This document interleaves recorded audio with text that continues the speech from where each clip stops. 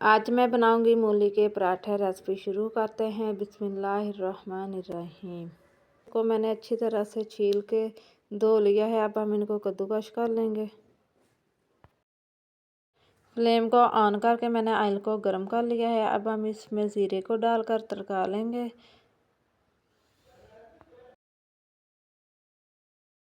फिर हम इसमें प्याज डालेंगे और इसको थोड़ी देर के लिए पकाएंगे।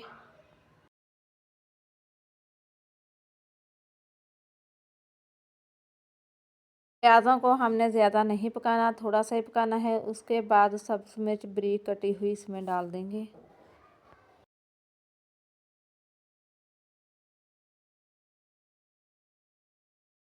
सब्ज़ मिर्च डालने के बाद इसको अच्छी तरह से मिक्स करेंगे। फिर हम इसमें स्पाइसेस डाल देंगे। नमक, मिर्च और हल्दी डालेंगे। नमक और मिर्च आप अपने हिसाब से कम या ज़्यादा डाल सकते हैं। इनको डालने के बाद अच्छी तरह से मिक्स करेंगे। फिर हम इसमें कद्दूकस की हुई मूलियाँ डाल देंगे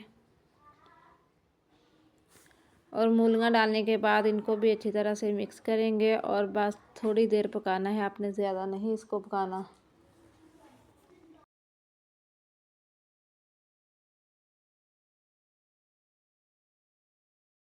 मिक्स करने के बाद हमने इनको सिर्फ 2 से 3 मिनट तक पकाना है, ज़्यादा देर नहीं पकाना। इसके बाद हम इसमें डाल देंगे मेथी और सब्ज़ धनिया।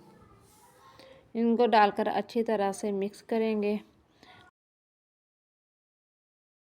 धनिया और मेथी को अच्छी तरह से मिक्स करने के बाद हमने फ्लेम को बंद कर देना है और यहाँ पराठों के लिए हमारी फिलिंग बनकर तैयार है। जहाँ हम 2 छोटे छोटे पेड़े बना लेंगे और उनकी 2 छोटी रोटियां बेल लेंगे।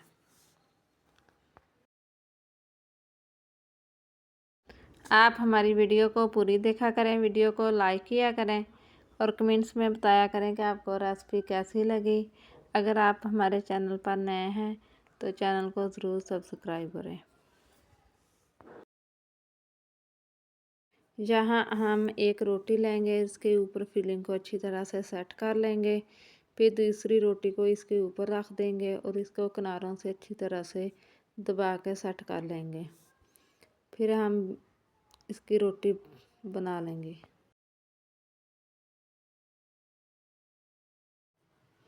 रोटी को डालने के बाद हम थोड़ी देर बाद इसको पलटेंगे। दोनों साइडों को पलटने के बाद फिर हम इनको घी लगाएंगे और अच्छी तरह से पका लेंगे।